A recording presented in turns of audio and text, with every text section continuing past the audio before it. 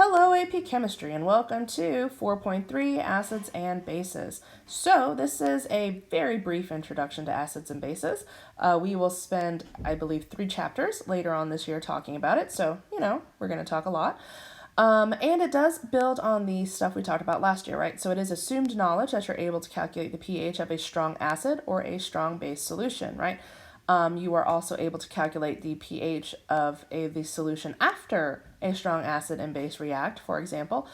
So make sure that those are things that you can do, and if need be, come see me sooner than later so we can chat about that to make sure that you will be successful. All right, so first, what is an acid? So most commonly, we are going to talk about that as something that is a proton donor, right?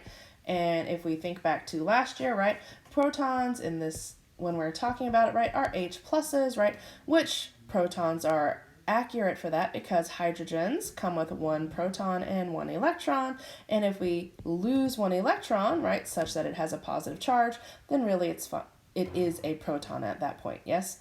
So proton donors.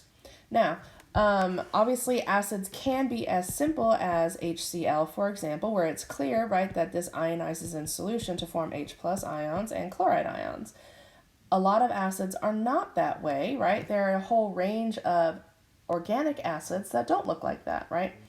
Which is why we need to differentiate, right, between an acidic proton and a non-acidic proton. Your book last year talked about acetic acid as being an example. Here we have an acid, right? And we have these groups, right? These COOH groups, right? So if we think about this, so if this is an H, this is an H, right? This is the C and everything else, right? Here we have COOH,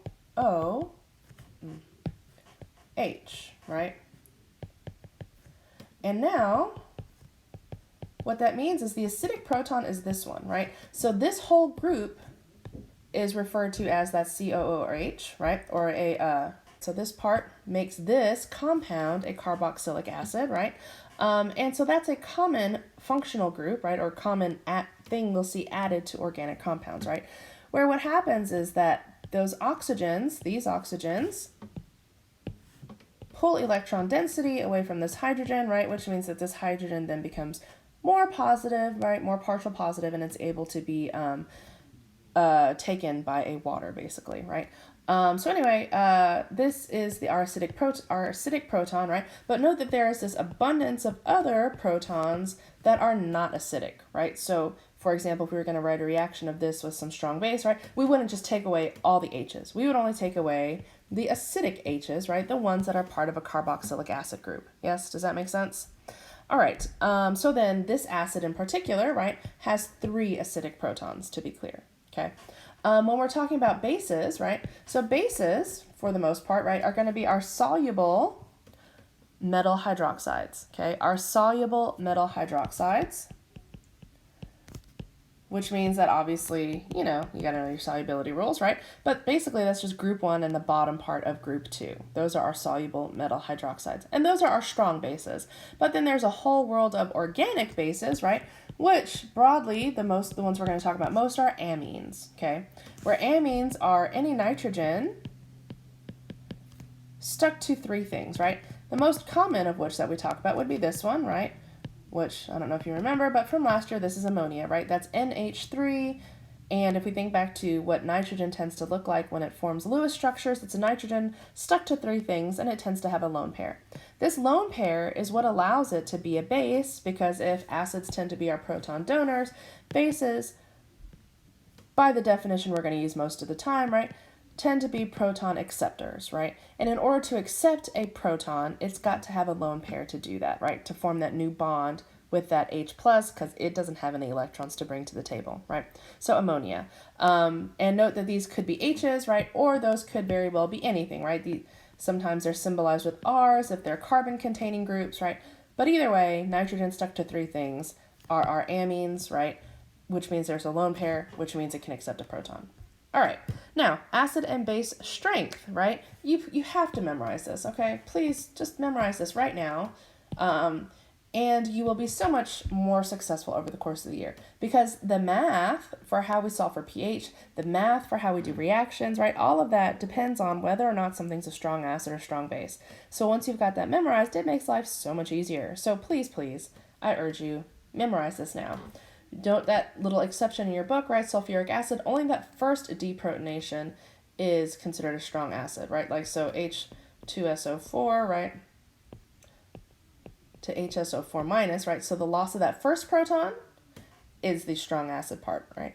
And then here, going back to electrolytes, right? So strong electrolytes are things that dissolve and then dissociate completely into ions, right? So, right, all of our strong acids are strong electrolytes, right? So again, we wouldn't know that connection if we don't know our strong acids, right? And our weak electrolytes, this makes up the most of what we're going to talk about in the land of weak electrolytes, are our weak acids and our weak bases. Yes, weak acids and weak bases make up our weak electrolytes, which means that if we go back to that picture right here, there's actually something in between here that would be our weak, right? Wherein it wouldn't be as bright as something that, say, well, like sodium chloride, but it also wouldn't be off. Yes, there is a land in between where we could differentiate that this is a weak electrolyte, because the light bulb would turn on, but not as brightly, okay? Now, when we talk about weak electrolytes in the land of net ionics, we will always just consider these to be molecular. Like, we will not dissociate them when we write a net ionic.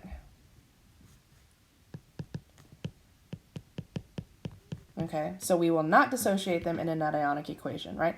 And that tends to be one of those really common, like, simple errors that people make because that shows up all the time. So do be mindful about that.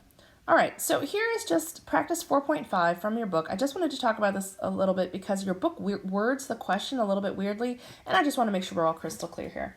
So it says, imagine a diagram showing 10 sodiums and 10 hydroxide ions, right? So basically we had 10 sodium hydroxides that we dissociated. Okay, if this solution were mixed with the one pictured above for HY, specifically, I don't know why it asks for that one, what species would be present in a diagram that represents the combined solutions afterwards, right? So hopefully you thought that was pretty easy, right? Because if we count, right, let's do a count here. So we have 1, 2, 3, 4, 5, 6, 7, 8, right? And the matching number of protons, right? So we have 8 HYs, yes? And if we have 8 HYs and we have 10 NaOH, right, then it's easy to see, right, that we will react all 8 HYs, right, and we have 2 NaOH remaining, right, and we will have produced 8 H2Os. Yes, does that make sense, right? In the land of, I shouldn't put an arrow there, of what's happening, right? But thinking about all the rest of these, they're all the same scenario. Yes, as in HZ, we also have 1, 2, 3, 4, 5, 6, 7, 8, right? We would get the exact same outcome in HX, HY, and HZ, okay? The only difference is that the rate of the reaction will differ, which you'll be able to explain to me in a few chapters. But the end result, like what's in the beaker at the very end, would be the same for all three scenarios, right? And the key here is that strong acids and strong bases react completely, yes? As in this 10 hydroxide ions will react to the fullest extent possible, right? We're going to talk later about shades, right? Because not everything reacts to the fullest extent possible, right?